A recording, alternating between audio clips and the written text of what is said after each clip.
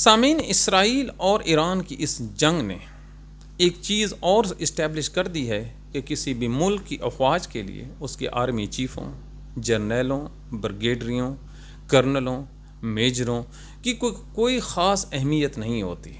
یہ لوگ آتے جاتے رہتے ہیں، لہٰذا یہ لوگ جو اپنے آپ کو ملک کے لیے، قوم کے لیے، فوج کے لیے لازم ملزوم گردانتے ہیں، ان پہ بھروسہ نہیں کیا جا سکتا۔ بھروسہ کیا جانا ہے تو اس آئیڈیالوجی پر جس پر ملک کھڑا ہے۔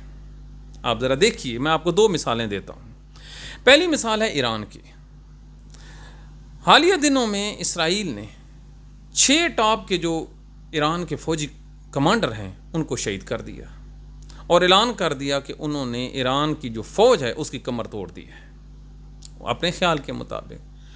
اس فتح کا اعلان کرتا ہے واشنگٹن میں ڈونلڈ ٹرمپ کہ جنہوں نے بھڑکیں ماری تھی، بڑی باتیں کرتے تھی، وہ قبروں میں سو گئے ہیں۔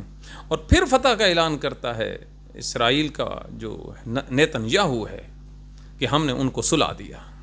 ابھی ان کے مائک جو ہیں بند بھی نہیں ہوتے، وہ پریس کانفرنسیں کر رہے ہوتے ہیں ٹیلی ویژن کے سامنے کہ ایران نئے فوجی کمانڈر کا انتخاب کرتا ہے، چناؤ کرتا ہے، ان کو اجازت دیتا ہے، اور پھر وہ تل ابیب پر حلہ بول دیتے ہیں۔ دیکھیے آپ نے تباہی کیا ثابت ہوا کہ کسی کے مرنے سے ملکوں کو کوئی فرق نہیں پڑتا۔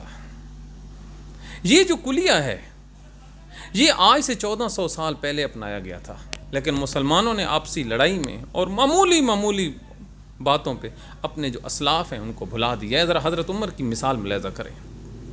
حضرت عمر نے جنگ یرموک کے موقع پر، جو اس ٹائم امریکہ سے بھی بڑی جو پاور تھی اس کے ساتھ لڑائی تھی، اور عین لڑائی کے دہانے پر حضرت خالد بن ولید رضی اللہ تعالی عنہ کو معزول کر دیا۔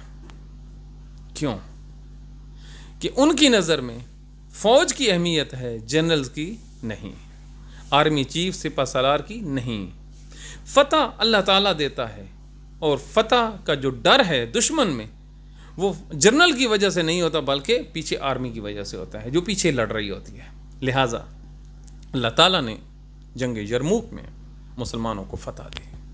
آج 1400 سال بعد اس کلیے کو دوبارہ انڈورس کیا اسی رب کی ذات نے، اور پوری دنیا نے دیکھا کہ آرمی چیفوں اور جو بڑے بڑے جنرلز ہیں ان کے شہادت کے بعد، ان کے قتل ہونے کے بعد بھی آرمی کا نہ مورال ڈاؤن ہوتا ہے نہ قوم کا ہوتا ہے۔ تو پھر پاکستانیوں کے لیے اس میں کیا سبق ہے؟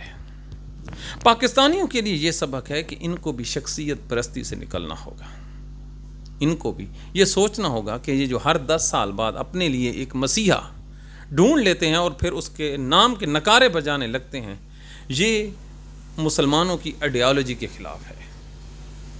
مسلمانوں کی آئیڈیالوجی یہ ہے، کیونکہ ہماری جو نیکسٹ لڑائی ہے وہ ڈائریکٹ اسرائیل کے ساتھ ہے۔ وہ کہہ رہے ہیں کہ ایران کے بعد پاکستان کی باری ہے، تو کیا ہم پاکستان کو شخصیت پرستی کی بنیاد پر تیار کریں یا پاکستان کو نظریے کی بنیاد پر تیار کریں؟ یہ 2 سوال ہیں۔ پاکستان کو یقیناً شخصیت پرستی نہیں بچا سکتی۔ کیوں؟ آرمی چیف ہے یا جو دیگر بڑے بڑے عہدے ہیں، یہ خطا کے پتلے ہیں، انسان ہیں، خاکی ہیں۔ یہ رات کو مر بھی سکتے ہیں اپنی موت سے، کوئی حادثہ بھی پیش آ سکتا ہے، تو پھر کیا پوری قوم لیٹ جائے گی؟ نہیں، اس کی جگہ پہ نئے آدمی آ جائیں گے۔ لہٰذا شخصیات کے پیچھے مت دوڑیے، کیونکہ آپ کا جو اگلا مقابلہ ہے وہ دوزخ اور جہنم کے برابر ہے، آپ کی سروائیول کا ہے۔ تو پھر اپنی صفوں کو ریوائیو کیجیے، اپنے ملک میں اتحاد لائیے، اپنے ملک میں جو ایک فضا ہے نفرت کی اس کو ختم کیجیے، کیونکہ اللہ تعالیٰ ان لوگوں کی مدد کرتا ہے جو اپنی مدد آپ کرتے ہیں۔ پاکستانیوں، ہم نے ایک میسج کنوے کرنے کی کوشش کی، اپنے آپ کو بدلیے، اگر نہیں بدلے تو آپ کو مٹا دیا جائے گا، اور مٹنا ہے تو اسی روش پہ قائم رہیے۔ اگر آپ نے آگے بڑھنا ہے تو پھر اس راستے پہ چلیے جو آپ کے نبی کا ہے، آپ کے رب کا ہے، حضرت علی کا ہے اور خلفائے راشدین کا ہے۔ اپنی دعاؤں میں یاد رکھیے۔ اللہ تعالیٰ ایران کی مدد کرے۔ Thank you very much.